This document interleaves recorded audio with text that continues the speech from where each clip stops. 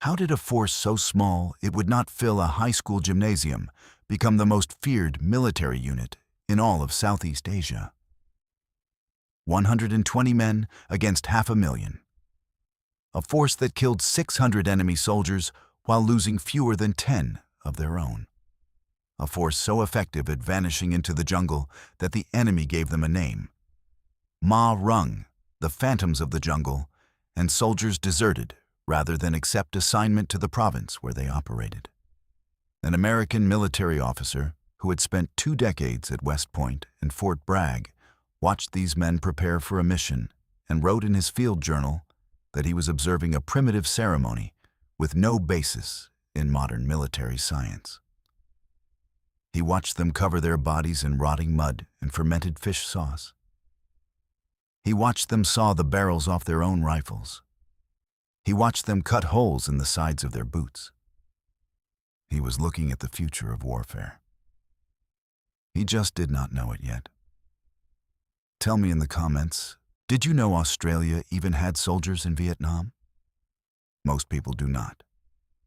What you are about to discover will fundamentally change how you think about what it means to be a soldier. Pay attention, because what comes next was deliberately buried.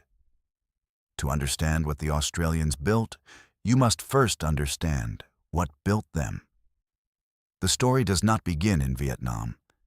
It begins in the suffocating green hell of New Guinea in 1942, where Australian soldiers learned a truth that the American military machine would spend the next 3 decades refusing to accept. That in a jungle war, the man who moves quietly outlives the man who moves quickly. And the man who reads the land outlives them both.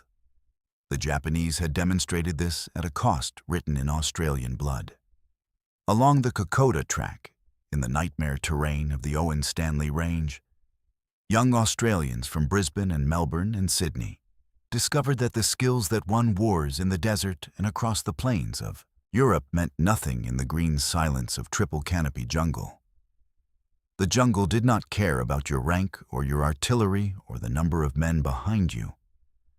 What it rewarded was patience, silence, and the ability to disappear. The Australians learned this lesson in the hardest possible way, and they never forgot it. Out of that education emerged the Jungle Training Centre at Canungra, in the hinterland of southeastern Queensland. Established in 1942 as a direct response to the catastrophe of unpreparedness, Canungra became the laboratory where Australian counter-insurgency doctrine was born.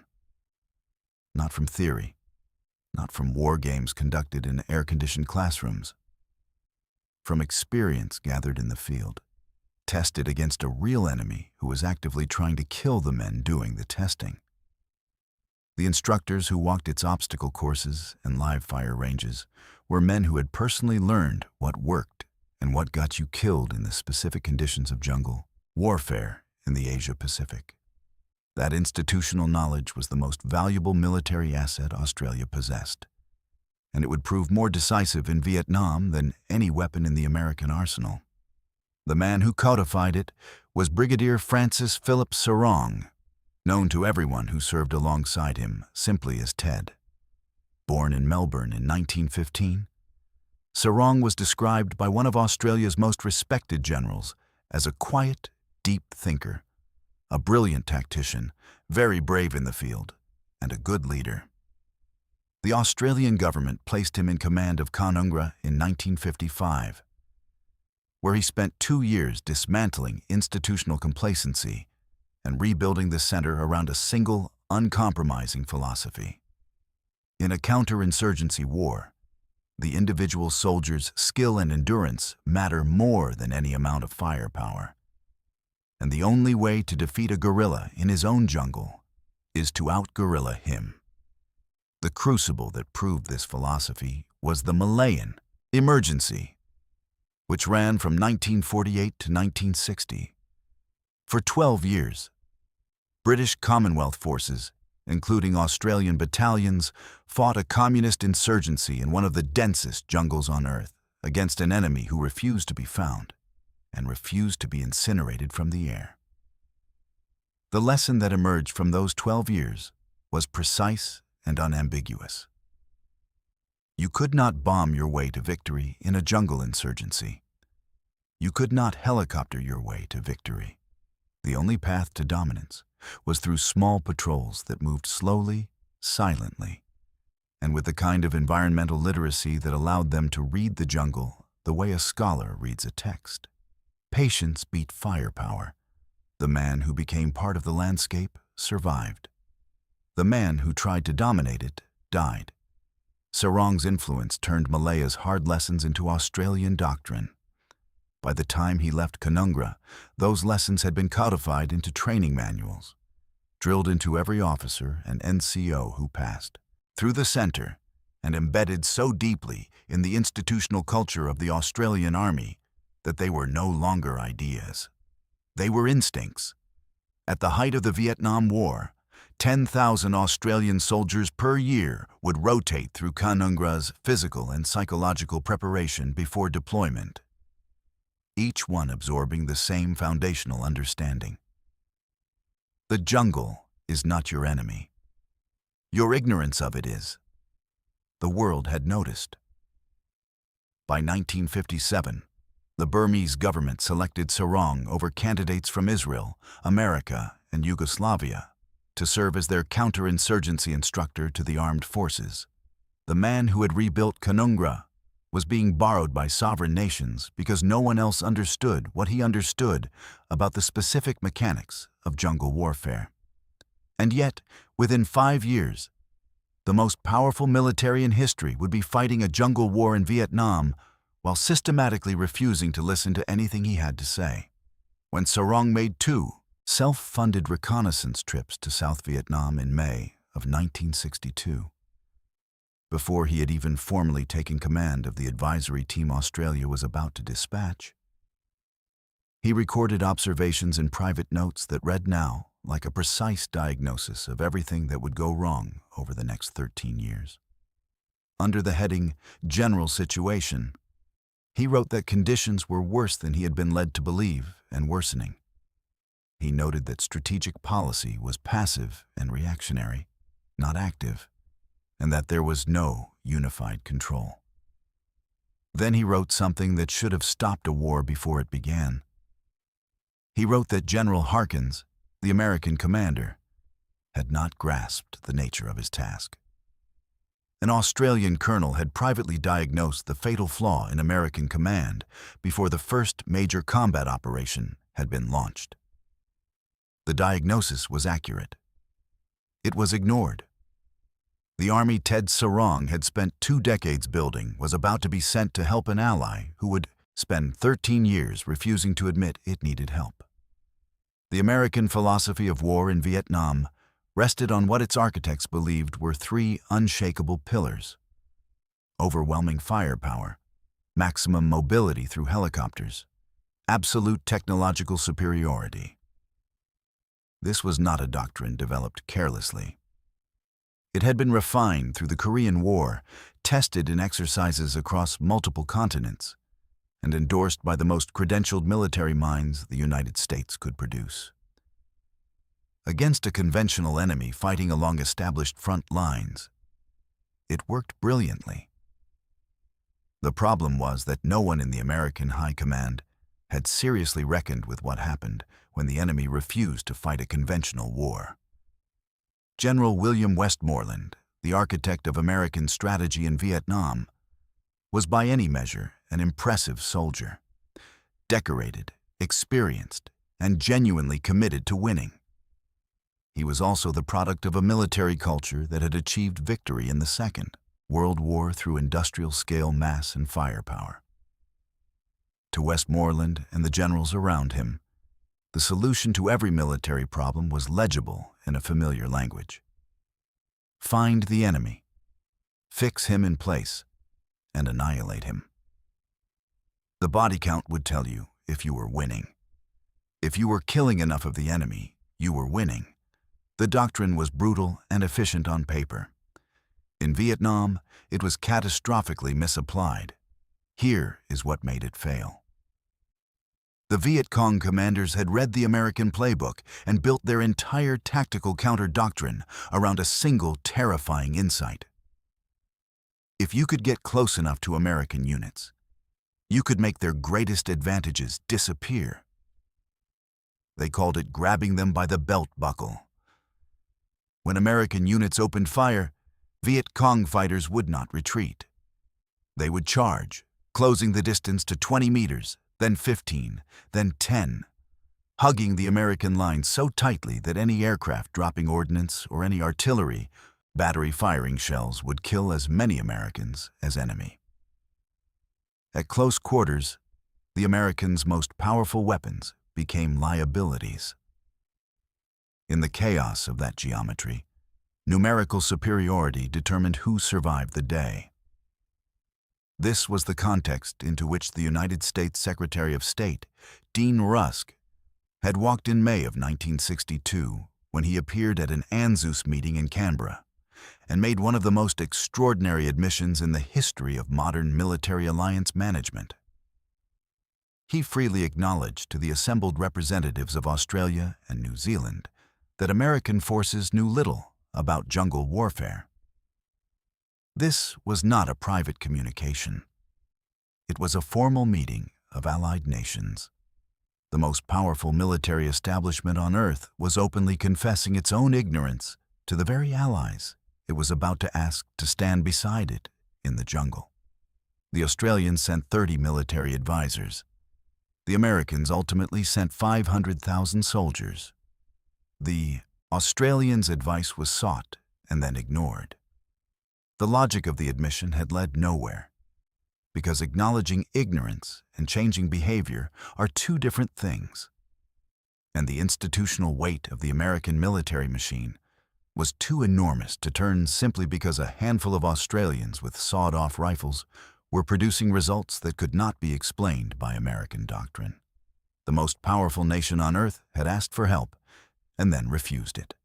That single fact is the seed from which everything else in this story grows.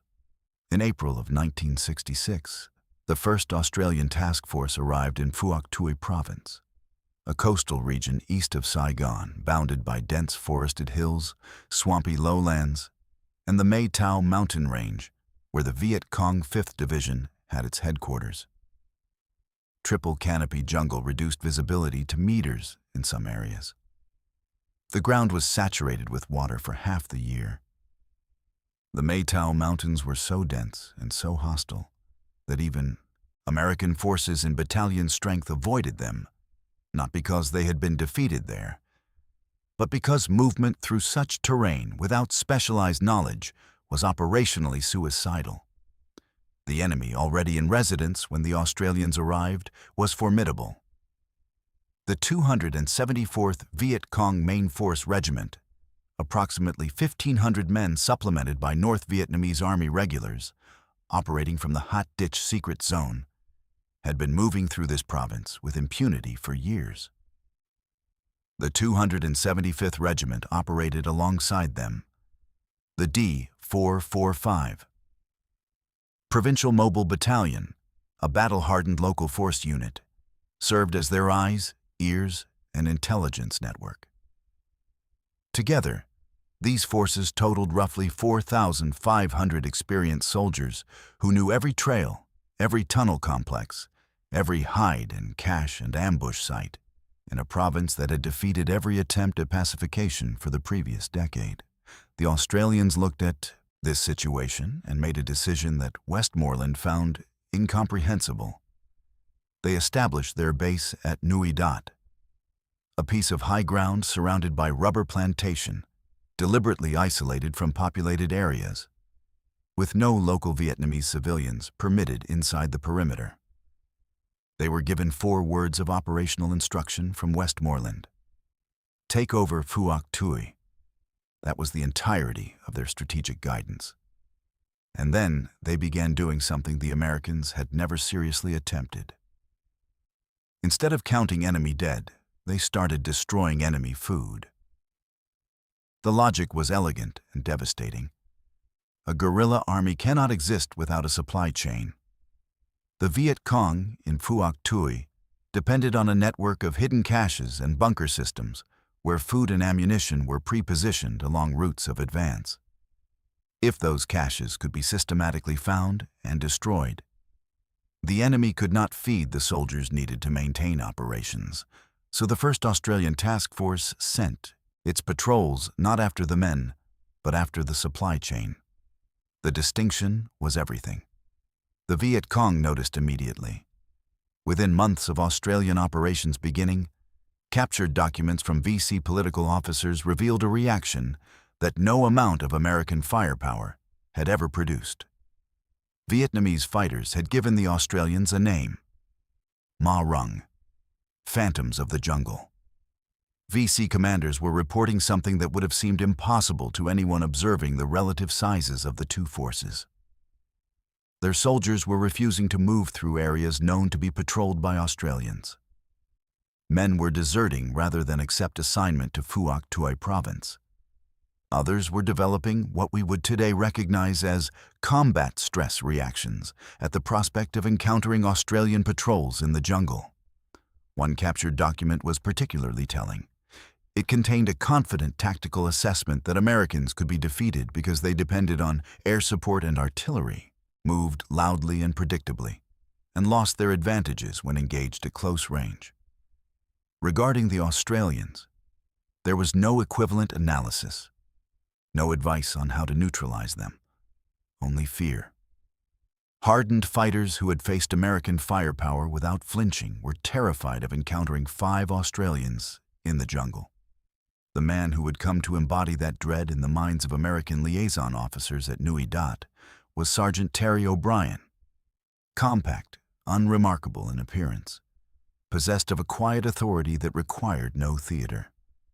When he needed to make a point, he demonstrated it.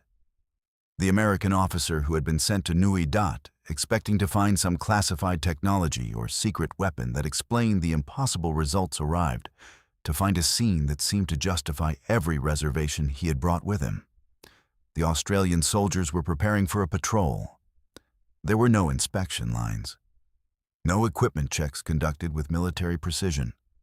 No last-minute briefings with aerial photographs spread across tables. What the American officer observed defied every principle of professional soldiering he had absorbed in 20 years of service. Sergeant O'Brien was walking the line of his men and checking their compliance with a protocol the Americans had never encountered. They called it disarming. It had nothing to do with weapons. It had everything to do with smell. Each man had been required to cease all use of Western hygiene products exactly 3 full days before deployment. No soap, no shampoo, no deodorant, no shaving cream. The men had gone unwashed for 72 hours, allowing their natural body chemistry to reassert itself and begin merging with the biological environment of the Vietnamese jungle. But the abstinence from bathing was only the beginning. They were actively coating their exposed skin and uniforms with a paste made from river mud, crushed rotting leaves, and a generous quantity of nuoc mam, Vietnamese fermented fish, sauce that carries the biological signature of local village life as distinctly as any identifying marker imaginable. They rubbed this mixture into their skin, their hair, and the fabric of their clothing until every centimeter of them radiated the smell of the jungle floor and the village kitchen simultaneously. Some men were gagging as they applied it to each other. The American officer nearly laughed. He wrote in his field journal that he appeared to be observing some form of superstitious ceremony with no basis in modern military science. He was a man who believed, with the unassailable confidence of institutional certainty, that modern warfare was decided by ballistics and precision engineering. The idea that the mightiest military in history was struggling in Vietnam because of the smell of bath soap struck him as the kind of folk tale invented to explain failure. O'Brien explained it without defensiveness, with the patience of a man who has seen the consequences of its absence and has no need to convince anyone of anything. A Viet Cong tracker downwind from a patrol could smell American soldiers before he could see them. Not because the Americans were careless, but because they smelled like Americans. The soap issued by the United States Army carried a sharp, synthetic chemical scent that existed nowhere in the natural biology of the Vietnamese jungle. The cigarettes American soldiers smoked, Marlboros and Lucky Strikes, burned with a toasted sweetness completely different from the harsh smoke of local tobacco wrapped in banana leaves, distinguishable from 100 meters under favorable wind conditions. Even an American soldier's perspiration was a tactical liability. This was not mysticism. It was chemistry. A man who eats a diet heavy in red meat, processed sugar, white bread, and dairy produces sweat with a fundamentally different metabolic composition than a man who subsists primarily on rice, fish, and local vegetables. The bacterial flora on the skin that breaks down perspiration differs between populations with different diets. The compounds that bacterial breakdown produces differ in ways that are olfactorily distinguishable to someone with the right kind of attentiveness. A Viet Cong tracker, who had grown up eating the local diet and knew the biological signature of his own environment, could detect a foreign patrol before it came into view. The smell arrived first. The ambush was prepared before the first soldier rounded the bend. The American officer wrote all of this down in his notebook, with an expression that gave away his verdict. He remained politely unconvinced, still operating on the assumption that the Australians' real secret was hidden somewhere. Some piece of classified technology, some intelligence asset yet to be revealed. The idea that 5 men covered in fish sauce were genuinely more effective in the jungle than battalions backed by jet aircraft remained too far outside the perimeter of his understanding to be admitted. Then O'Brien showed him what the Australians were not carrying. A standard American Special Forces patrol shouldered the world with it. An automatic M16 rifle, a heavy Colt 45 in a hip holster, multiple fragmentation grenades, smoke canisters, claymore mines, extra magazines stuffed into every available pouch, a PRC-25 radio, the standard issue field communications set weighing more than 20 pounds, strapped to one man's back, a full medical kit, enough dry rations to sustain the patrol for a week. The total weight regularly reached 45 kilograms per man. They were walking fortresses, designed to sustain and win a massive firefight at any moment without external support. The philosophy was sound. Carry everything conceivably needed, because running out of ammunition in contact with the enemy meant death. The Australians looked like they were going for a hike. Their modified L1A1 self-loading rifles had been stripped to essentials with hacksaws and files.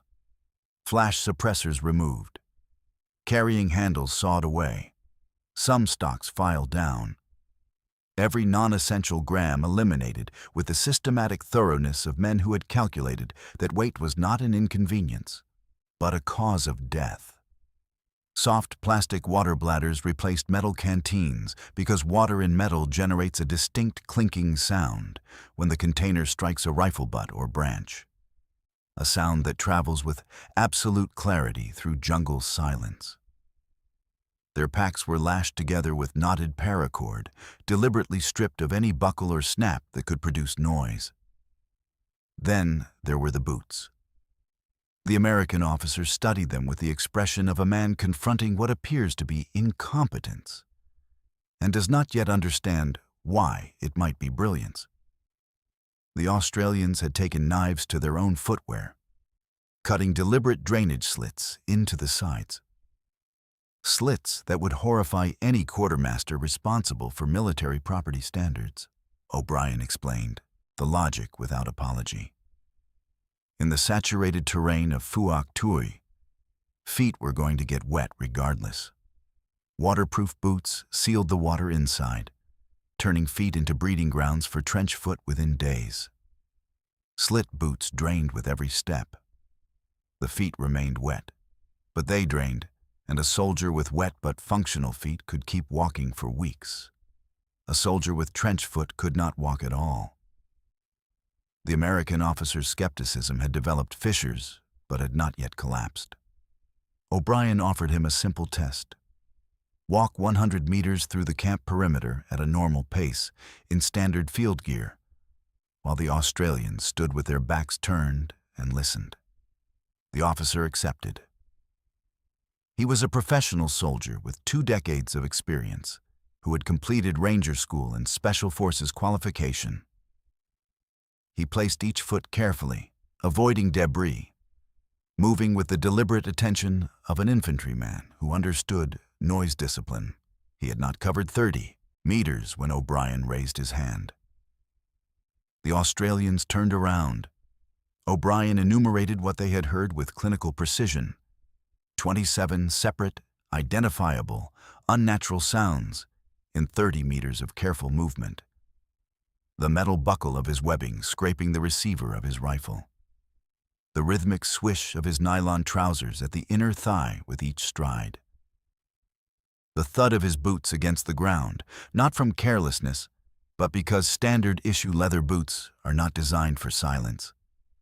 The clink of dog tags bouncing against his chest. The rattle of a half-empty magazine in its pouch. The tap of the canteen cap against the canteen body.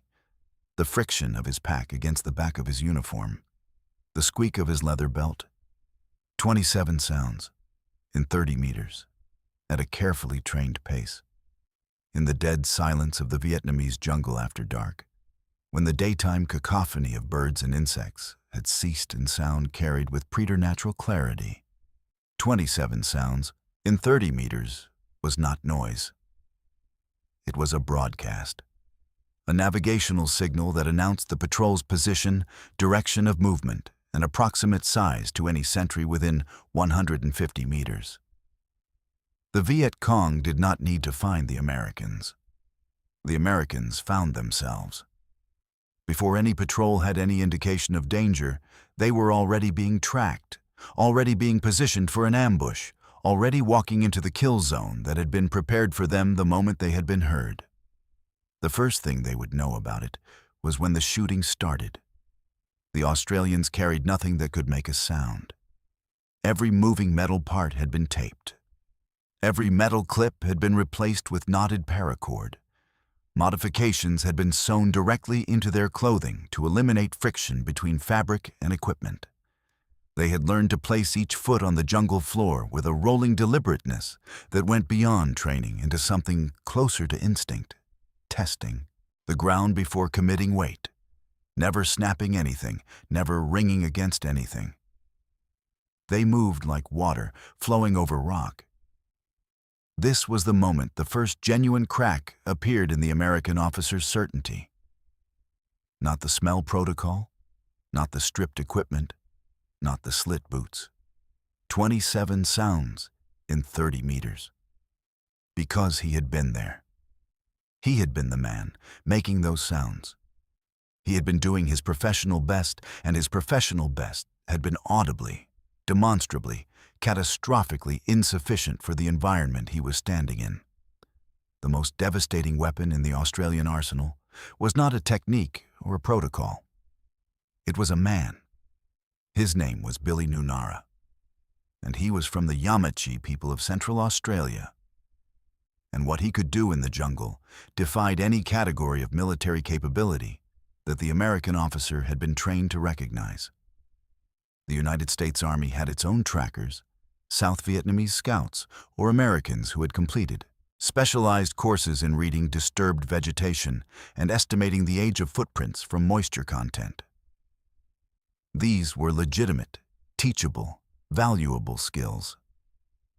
What Nunara possessed was of an entirely different order. His ancestors had refined the ability to read the land across 40,000 years in one of the harshest environments on Earth. The Australian outback, where the difference between reading a track correctly and reading it incorrectly was the difference between finding water and dying of thirst. That knowledge had passed through an unbroken chain of oral tradition across a span of time that made the entire recorded history of organized Western warfare look like a recent development. The American officer watched Nunara move along a practice trail with his eyes half closed, pressing his palm flat against the damp earth at intervals, tracing patterns in the dirt with his fingertips that were invisible to every other observer present. His nostrils flared like a hunting dog moving upwind. He paused at one spot for a long time, saying nothing, his fingers moving over ground that looked to everyone else like ordinary jungle floor. Then he spoke. 16 men moving northwest. They passed here approximately 4 hours ago, perhaps 4.5. 2 are carrying heavy loads, probably ammunition or supplies, based on the depth and distribution of their footprints. 1 is limping on his right leg, favoring the left. His gait is compensating in a specific pattern that speaks to a wound rather than a temporary injury. The instructors checked the record of the simulated patrol that had passed through that morning. A patrol Nunara had never been told about, never seen, never been present for. He was right about everything. The American officer demanded to know how. Nunara offered the only explanation he considered necessary. The earth tells stories to those who know how to listen. Weight distribution in a footprint reveals injury. Depth and spacing reveal loads. The moisture in disturbed soil reveals time. The Viet Cong, masters of guerrilla concealment who had learned to fool thermal sensors, evade motion detectors, and defeat tracking dogs, had no counter to a man whose intelligence required no technology and could be defeated by none. There was no jamming frequency for 40,000 years of accumulated environmental knowledge. Standing in front of Billy Nunara, the American officer understood that he had been playing a game whose rules had been written before writing existed. 2 days later, Patrol Sierra 2, commanded by Sergeant O'Brien, received its mission briefing in a session lasting less than 15 minutes. The objective? Locate the forward operating base of the enemy regiment and transmit its coordinates for an artillery strike. The American observers sat through the briefing with a growing unease that sharpened, by its conclusion, into something indistinguishable from alarm. An American commander planning the same mission would have assembled 30 to 40 men, inserted them by helicopter with gunship support overhead, conducted a rapid sweep with air reconnaissance, providing real-time intelligence, and extracted the force the moment contact was made. The entire operation completed within 8 hours. Speed and overwhelming response capacity. That was Doctrine. The Australian plan inverted every assumption embedded in that logic. 5 men, 40 kilometers of enemy territory, 10 days. No helicopter insertion to the objective area. The drop zone deliberately chosen 20 kilometers from the actual target so the enemy would never connect the sound of rotors with the patrol's destination. They would walk the entire distance, moving only at night, hiding in camouflaged ground positions during daylight. Radio contact would be maintained at absolute minimum. 2 short bursts of coded static every 24 hours, no voice, no information that could be intercepted or direction found. Nothing more. When the American observer looked at the operational map and understood what he was seeing, 5 men walking into the territory of 1,500 enemy soldiers with no air cover, no artillery on call during the approach, and no realistic extraction option. If anything went wrong, he violated protocol and interrupted the briefing. He told the Australian squadron commander that this was not reconnaissance. It was a plan with no margin for error that ignored every principle of force protection and mission safety he had ever been taught. The commander looked at the American with an expression that contained something close to pity, the expression of a teacher addressing a student who has not understood the lesson despite having heard it many times. He replied with a single sentence that the American would spend years trying to fully understand. While Americans spend all their time hunting for the enemy, the Australians have learned that it is much more effective to let the enemy find them. The words landed as pure philosophical abstraction. The American had no framework for them as tactical doctrine, because the framework he possessed had been built around entirely different assumptions. He did not yet understand that the sentence was not a paradox. It was a description of the most lethal ambush methodology he had ever encountered.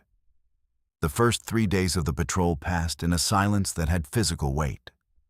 O'Brien's 5 men covered barely 3 kilometers per day, creeping forward for 15 to 20 minutes before freezing in place for a full hour. Listening to the breathing of the forest, letting their presence dissolve into the background biology of the environment. During daylight, they lay in camouflaged hides so complete that a man could pass within 5 meters and see nothing but jungle floor. The coded static confirmed their progress. The jungle registered nothing. Evidence of proximity to the enemy accumulated as they penetrated deeper. Campfire ashes still warm to the touch. Cut vines marking trails through areas where the vegetation would otherwise have closed every path. Well-worn ground where Ho Chi Minh sandals, the tire rubber footwear of Viet Cong forces, had pressed so deeply into the earth over years of use that the vegetation had been stripped away entirely. Something significant was close. On the 4th day, Billy Nunara stopped without a word and pointed at a patch of ground that appeared to every other eye in the patrol to be ordinary jungle floor. The track he had found was fresh, made within the previous 6 hours.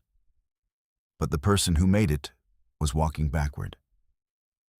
Heel placed first, then rolling to the ball of the foot, creating the illusion of movement in the opposite direction. This was not accidental. This was a counter-tracking technique that required months of practice to execute convincingly, and that only a trained professional would have any reason to use. The Australians understood immediately. They were being hunted by someone who possessed the same skills they did. Someone who understood tracking and counter-tracking at the same level of mastery. The hunter had become the hunted. The decision O'Brien made in response was the kind of decision that separates soldiers who understand war at a deep level from soldiers who merely execute doctrine competently. Any American commander would have called for emergency extraction or attempted to evade the tracker by a different route. O'Brien ordered the patrol deeper into enemy territory. Then he issued an instruction that made even his own men pause. He told them to leave traces, not obvious traces, not broken branches or deliberately scuffed earth that would announce a trap to any trained eye. Subtle imperfections. A twig broken at chest height here. A footprint not quite fully covered there. A blade of grass pressed in a direction suggesting recent passage and set to spring back to upright within hours. Just enough for a skilled eye to find if looking carefully. The patrol was not fleeing its pursuer. It was leading its pursuer to a location of the patrol's choosing. This was what the squadron commander had meant. Let the enemy find them, but find them exactly where and when the Australians decided. The trap had a name among the SAS. They called it Ambush Alley. The mechanism was straightforward in principle and terrifying in execution. Allow the enemy to track them through the jungle, guide the pursuing force into a kill zone selected for its terrain features, then call in an artillery barrage precise enough to annihilate everything within the kill zone while leaving 5 men in foxholes alive. Become the bait. Then detonate the spring. The only element of this plan that demanded something beyond human courage was the artillery. The nearest friendly battery, the 161st Battery of the Royal New Zealand Artillery, the Kiwi gunners who had been supporting Australian and New Zealand forces in Phuoc Tuy since 1965, was positioned 30 kilometers to the south. At that range, standard American field guns had a margin of error of 50 to 70 meters. The kill radius of a 105mm high-explosive shell is 40 meters in all directions. American doctrine required a minimum safety distance of 300 meters between friendly forces and any artillery impact. A buffer built to account for human error and the fundamental uncertainty of aiming large weapons at long distances. The 161st Battery was not a standard artillery unit. Through years of coordinated operations with Australian infantry, their gunners had developed a precision that normal Doctrine considered impossible. Shells placed within 25 meters of a designated target at 30 kilometers, 25 meters, inside the kill radius of their own ordnance. To execute this protocol required 5 men in the mud to trust absolutely that a gunner 30 kilometers away, a man they had never met and would never see, would not make a single computational error, would not round off a number incorrectly, would not allow his hands to move at the wrong fraction of a second. Americans did not operate on trust like that. Their doctrine forbade it, and their doctrine was correct in forbidding it for any unit that had not spent years building the specific, earned, tested relationship that the 161st Battery had built with the Australians. This was not recklessness. It was the calculated application of an asymmetric advantage that existed nowhere else in Vietnam. On the 5th day, before the trap could be sprung, the 5 men faced the test that everything they had done to themselves had been designed to survive. While the patrol lay motionless in their daytime hides, buried under camouflage vegetation, a Viet Cong scout emerged from the undergrowth and walked directly toward them. He was a professional, the point man of an advanced tracking element, moving with the deliberate, scanning attention of a man whose job was to ensure the trail ahead contained no ambush. He walked slowly, his eyes moving in the systematic pattern of trained reconnaissance, pausing at intervals to examine shadows and shapes. He stopped less than 1 meter from where O'Brien lay, completely invisible beneath mud and leaves and jungle detritus. O'Brien could count the cartridges in the man's chest rig, could see the individual threads of his uniform, could watch sweat trace lines down his face in the humidity. Then the scout flared his nostrils and inhaled slowly, taking deep, deliberate breaths, searching the air for the chemical signature of the foreign invader. This was the moment that determined whether 72 hours of nauseating preparation had been discipline or superstition. If O'Brien had eaten a single processed ration bar recently, the metabolic byproducts of that sugar would still be present in his perspiration.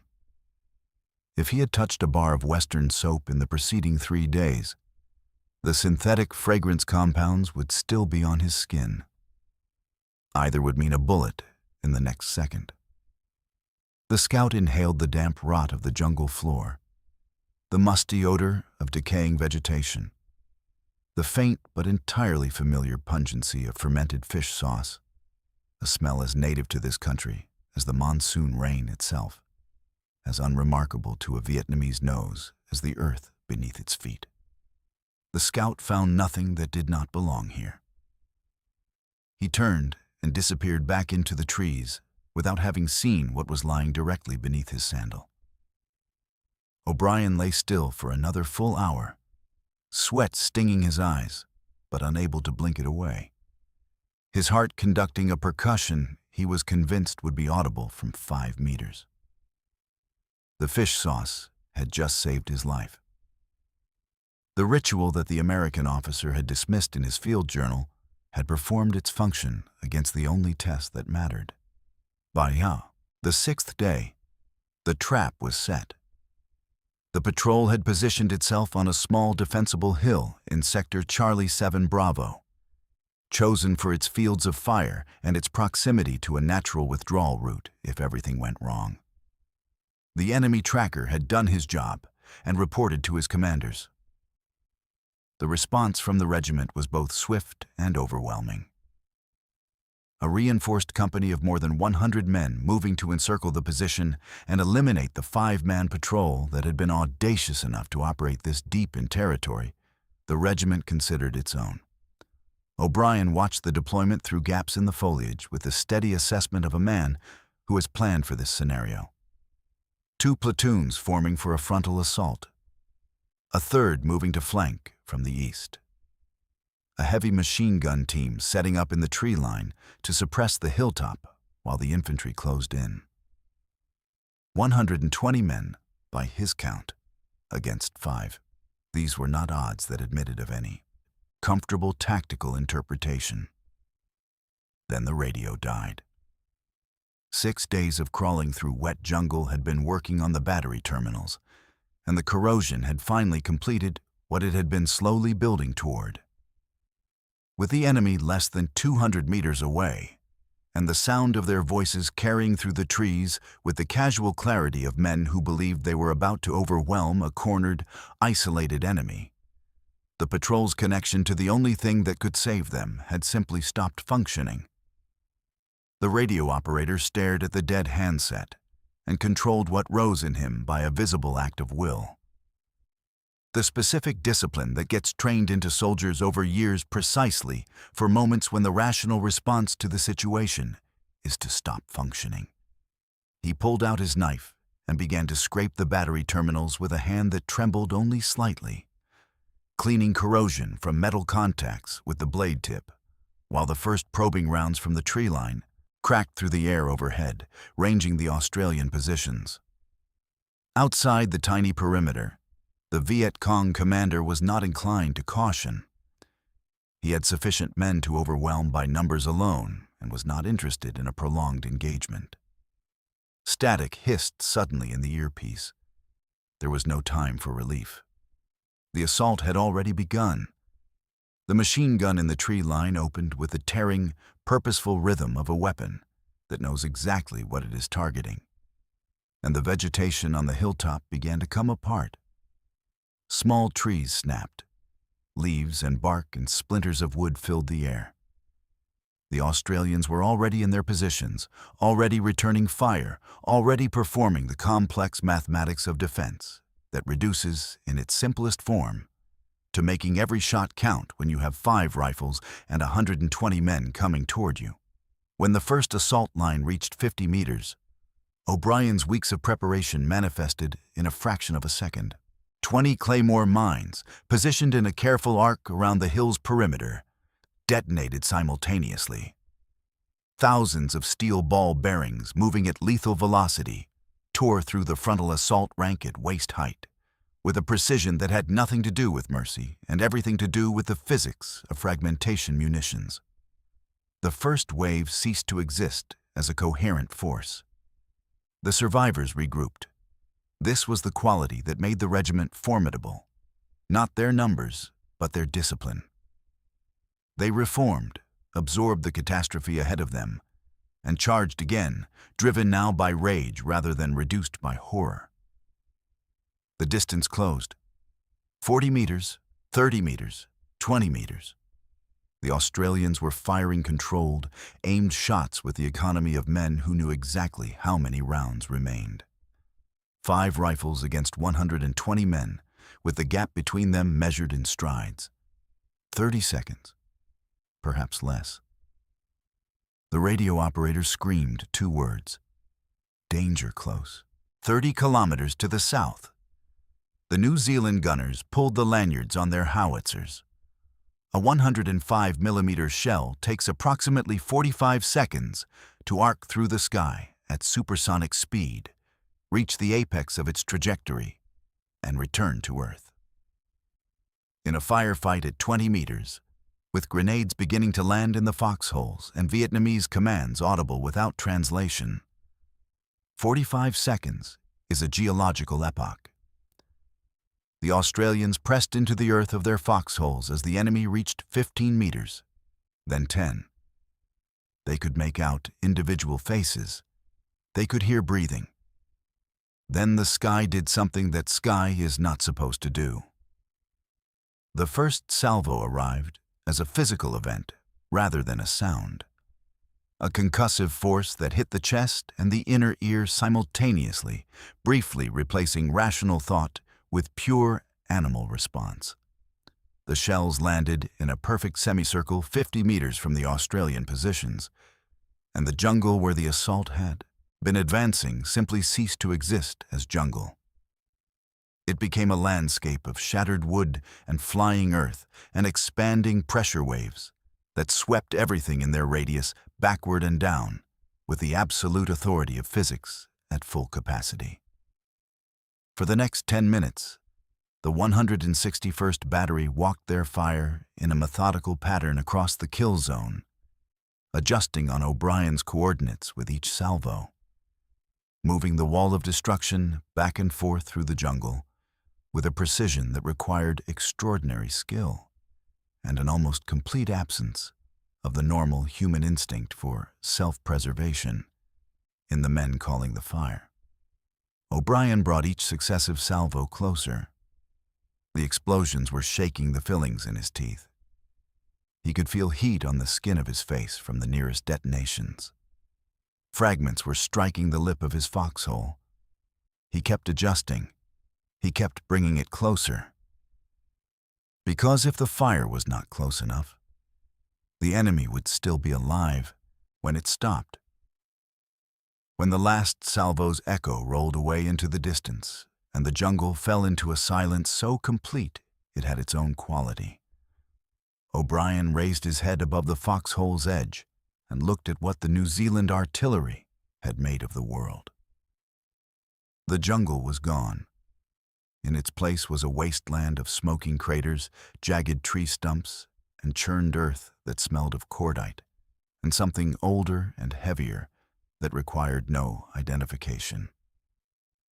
73 enemy soldiers lay where the steel rain had caught them. Another 30, wounded and broken, had scattered into the trees beyond, moving with the disoriented urgency of men whose entire understanding of the engagement had been invalidated in the space of 10 minutes. The regiment had just learned, at severe cost, what it meant to pursue the Ma Rung into a position of the Ma Rung's choosing. The Australians, impossibly, were alive. They emerged from their foxholes slowly, deafened, shaking, coated in fresh soil thrown by the concussions. One man, the radio operator who had repaired the dead radio under fire and then called in the strike that saved them, had a shrapnel wound on his thigh that had missed the femoral artery by a distance his surgeon would later estimate at 2 centimeters. He stood up on his own feet. He would walk out of the jungle on his own feet. They did not celebrate. They reloaded their weapons, treated the one wound, drank water, and did the thing that would astonish the American observer more than anything else he had witnessed in the preceding days. They followed the retreating survivors. The shattered remnants of the enemy force, their command structure obliterated, retreated directly toward the main sanctuary the Australians had spent 10 days trying to locate. In their shock and disorientation, they led the patrol to the prize. For 3 more days, O'Brien's 5 men shadowed the limping column deeper into the jungle, into the forbidden zone, the area so dense and so dangerous that even American forces in battalion strength had avoided it, moving with a silence the broken enemy, in its shattered state, never detected. On the 10th day of the operation, exactly as the briefing had specified, Sergeant O'Brien transmitted coordinates from a position no patrol was supposed to be able to reach. The intelligence accompanying those coordinates was comprehensive. Exact locations of command bunkers, the layout of anti-aircraft positions, hidden supply depots and their contents, enemy troop numbers and dispositions, and defensive preparations. The full operational picture of the regiment's main base, transmitted from 5 meters outside its perimeter by a man who had not slept a full night in 10 days and still carried the smell of fermented fish sauce on every surface of his body. The following morning, an airstrike using those coordinates reduced the regiment's headquarters to burning wreckage and knocked it out of effective operation for months. The Yi extraction helicopter touched down at Nui Dat Base to find the American officer waiting on the landing pad. He had been told when to expect the patrol's return. He was there because something told him he needed to see what came back. The 5 men who stepped off the helicopter were not what he had expected, and he had expected something dramatic. They were worse. Or rather, they were more real. Layers of dried mud and camouflage paste had formed a dark crust over every exposed surface of skin. Their eyes were red-rimmed and sunken, the eyes of men who had maintained continuous vigilance for 10 days in an environment designed to kill them, sleeping in 2-hour rotations, never fully surrendering consciousness. Their uniforms had rotted from constant moisture into rags hanging from gaunt frames. The smell that preceded them off the helicopter was something the flight crew would remember for years. A dense, complex assault of swamp water and jungle rot and 10 days of human biology deliberately merged with the biology of the Vietnamese jungle.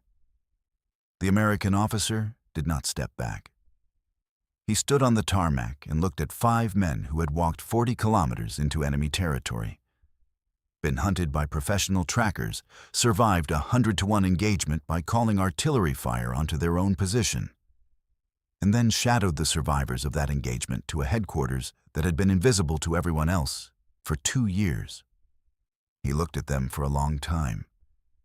Everything he had been taught about what a soldier looks like, what distinguishes a professional military force from an amateur one, all of it had just been comprehensively invalidated by 5 men who looked like creatures from the bottom of a swamp. The certainty of West Point, the assurance of Fort Bragg, the polished theories of warfare he had carried through 20 years of service like articles of faith. He felt them give way simultaneously, like a structure whose load-bearing elements have all failed at once. He walked to Sergeant O'Brien. He extended his hand, his clean, pressed, professionally maintained hand, toward O'Brien's filthy one, the one covered in dried mud and jungle rot and the residue of 10 days of absolute commitment to a philosophy of warfare the American officer had nearly laughed at 2 weeks earlier. He said that he had been a fool. He said that calling them amateurs was the single greatest professional error of his career. He asked if O'Brien could forgive him. O'Brien looked at the American's uniform. He looked at his own hand. He did not smile. He did not explain anything. He nodded, shook the hand, and walked toward the showers. 3 days later, after a brief rest and a proper meal, he would be back in the jungle, smelling of fish sauce again. The report the American officer filed upon returning to the United States was thorough, honest, and impassioned. He documented the disarming protocol and the biochemistry behind it. He described the tracking capabilities that resided in 40,000 years of inherited environmental literacy. He explained the mathematics of danger-close fire and the specific New Zealand gunner capability that made the otherwise impossible executable. He outlined the philosophy of long-range light infantry patrolling and demonstrated with operational evidence why it produced results that conventional methods could not. He stated explicitly that lives could be saved if the Army would listen. The Pentagon classified the report, filed it in an archive vault, and dismissed its recommendations with bureaucratic language. The methods were inconsistent with established intelligence-gathering procedures and incompatible with American doctrine. The real reason was not procedural. The real reason was that admitting a handful of Australians with sawed-off rifles and a doctrine developed in the jungles of Malaya knew more about counter-insurgency warfare than the combined institutional weight of the most expensive military establishment in human history was a pill whose bitterness exceeded what the American military culture of that era could swallow. At the same moment, American generals were formally dismissing Australian doctrine in classified memos. Australian Special Air Service personnel were quietly doing something that exposed the full depth of the institutional contradiction. They were providing instructors to the MACV Recondo School. They were running the Long-Range Patrol Training Wing at the Van Keep Training Center. At the operational level, the Americans knew the Australians were right and were paying them to teach the skills they were simultaneously pretending had no strategic validity. The cognitive dissonance of this arrangement was never resolved, because resolving it would have required an admission that the entire doctrinal framework applied to Vietnam was wrong, and no institution of that size makes that admission while the war it has committed to is still being fought. General Westmoreland, who had formally complained that the first Australian task force was not being aggressive enough and labeled the patient, systematic counter-insurgency campaign as very inactive, continued applying the doctrine that had failed in 1965 to every subsequent year of the war. Historian Albert Palazzo put the institutional failure with surgical economy. The American concept of how the war should be fought remained unchallenged and prevailed almost by default. There was a failure on the Australian side worth acknowledging, because honesty demands it. The barrier minefield the Australians constructed from Dat Du to the coast, an 11-kilometer obstacle intended to deny the Viet Cong freedom of movement through a key corridor, eventually became one of the campaign's costlier errors. The enemy breached it. Then they harvested its mines and turned them against Australian patrols, where the resulting casualties in 1969 were painful and largely self-inflicted in the most literal sense. The minefield was removed. The Australian approach was not a record of unbroken success. It was a record of adaptive, thoughtful soldiers doing their best in a genuinely complex environment, and sometimes being wrong. Australia began drawing down its forces in 1969. The last combat troops departed in December of 1971. The Australian Army Training Team Vietnam, the first Australian unit to deploy and the first to dispatch those original 30 advisors sent in response to Dean Rusk's admission of ignorance in 1962, was among the very last to leave, completing 10.5 years of continuous service in the country. They departed quietly. The war had already been lost on a scale that dwarfed any individual unit's contribution or failure. Saigon fell on the 30th of April, 1975. Ted Serong had remained in Vietnam until that final collapse, advising the South Vietnamese on Phuoc Tuy defensive tactics for battles that were already beyond salvaging. He had been right about what the war required since 1962. By 1975, no one was left to tell.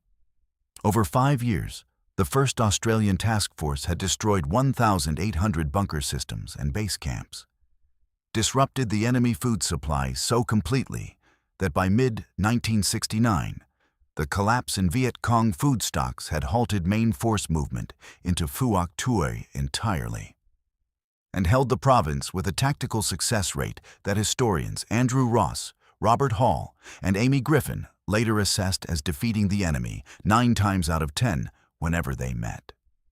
The Special Air Service had conducted 1,200 combat patrols across 5 years, sending 580 men into the jungle in 4 to 6-man teams, losing 1 killed in action, 1 dead from wounds, 3 accidentally killed, 1 missing, and 1 death from illness, with 28 men wounded in action and killing 600 enemy soldiers in return. No unit in the entire war achieved a comparable ratio. Within months of the task force's withdrawal, the Viet Cong had reasserted control of Phuoc Tuy Province. The 5-year campaign had held the tide for as long as the tideholders were present. It had not built the political structures that would have allowed South Vietnam to hold it alone after they left. This was not a failure of tactics. It was a failure of strategy at a level above any tactical unit's ability to influence. The Australians had done what their doctrine said to do. The problem that defeated them was not in their doctrine. Truth has a way of resurfacing. It took 2 years after Saigon, a colonel named Charles Beckwith, and a dusty file in a Pentagon basement. In 1977, Beckwith was given the task of creating Delta Force, the United States Army's first dedicated counterterrorism unit. He was not an ordinary officer. He was a man who had spent his career noticing the gap between what American military doctrine claimed and what it delivered, and who had come to Vietnam with enough honest curiosity to observe that gap without institutional defensiveness. He needed a model for the force he was building. He had examined every American special operations precedent and found them insufficient. He went into the archives. He found the report. He read it once. Then he sat back and read it again, slowly, making notes in the margins, tracing the logic of something he had been searching for without knowing exactly what he was searching for. A philosophy of small unit operations built around patience, environmental integration, biological camouflage. The kind of deeply calibrated trust between infantry and artillery that allowed men to call fire onto their own position and survive, and a tracking capability that no technology could replicate or defeat. He recognized it immediately as the missing piece. He picked up the telephone and called Canberra. For 3 years, veterans of the Australian Special Air Service were quietly brought to the United States to serve as instructors at the Delta Force selection course. The men who had been called amateurs became the curriculum. They taught Americans how to move through hostile territory without sound, how to use biological signature as a tactical weapon, how to read the environment with the patience of hunters who had learned to become prey first, and how to call artillery fire that would appear criminally reckless to any observer, unfamiliar with what the 161st Battery had demonstrated in Phuoc Tuy. The doctrine took root. Delta Force absorbed the methodology and passed it forward. SEAL Team 6 followed. The doctrinal inheritance spread through the American Special Operations community with the quiet thoroughness of something that works being recognized as working. Danger close fire coordination became standard NATO training. Deep reconnaissance patrolling became a cornerstone of modern special operations doctrine. The specific techniques that Westmoreland had labeled very inactive in 1967 are now embedded in the training and selection systems of the most lethal military units on Earth. The techniques dismissed as primitive in 1966 became the foundation of American Special Operations doctrine. The report buried in a classified vault became a curriculum. In 1983, the retired American officer traveled to Australia. He came officially as a tourist. His real purpose was to find the man who had taught him the most important lesson of his life. He found Terry O'Brien living quietly on a cattle station in remote Queensland, unremarkable, unhurried, uninterested in the retrospective attention that military history sometimes generates. O'Brien had returned to civilian life after completing his service with the regiment, worked as a building contractor, and given exactly one interview about his Vietnam service to an Australian journalist, writing a history of Special Air Service operations. The book was published in 1995 and received almost no attention in the United States.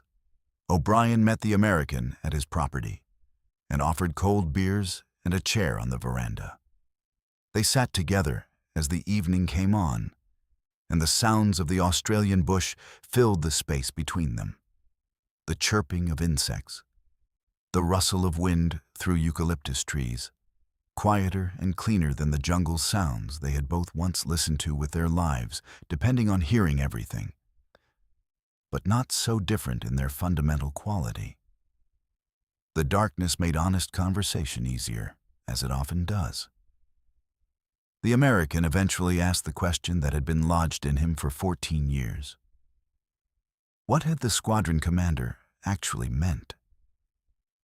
While Americans spend all their time hunting for the enemy, the Australians have learned that it is much more effective to let the enemy find them. O'Brien took a long pull of his beer and looked out into the dark. It was not a tactic, he said. It was a philosophy of existence, a completely different way of thinking about what war requires. The Americans went to Vietnam believing that warfare was an engineering problem, Apply enough force, enough technology, enough mass and money and firepower, and the problem will yield. In the kinds of wars where that logic applies, they were right. But the jungle is not a problem to be solved. It is a reality to be survived. You cannot defeat an environment. You can only learn to live inside it. And the only way to live inside a jungle that belongs to someone else is to stop being a foreign body that the environment rejects and start being part of the organism. To become the predator, you first have to be willing to live like the prey. The Americans sat with that for a long time. More than half a century has passed since that patrol in Phuoc Tuy Province. The official history books still prefer the massive American battles. The vast sweep of hundreds of thousands of troops, the tonnage of ordnance dropped, the statistics of industrial-scale warfare. The Australians occupy a footnote in most Western accounts of Vietnam, when they occupy anything at all. The names of the men in those patrols are not carved on great monuments in Washington. The 1,200 missions of the Special Air Service are not the subject of the major documentary series or the museum exhibitions. Their legacy is written in something more durable than stone. It lives in the selection standards and training curricula of every elite military unit on the planet. It lives in the operational doctrine of forces whose operators have never heard of Phuoc Tuy Province and could not tell you who Terry O'Brien was. 5 men reeking of fish sauce and covered in mud proved that humility is deadlier than arrogance, that patience outlasts firepower in a jungle, and that sometimes the most sophisticated thing a soldier can do is become indistinguishable from the ground he is lying on. When the American officer called them amateurs, he was looking at the future of warfare. He just did not know it yet. Now you do.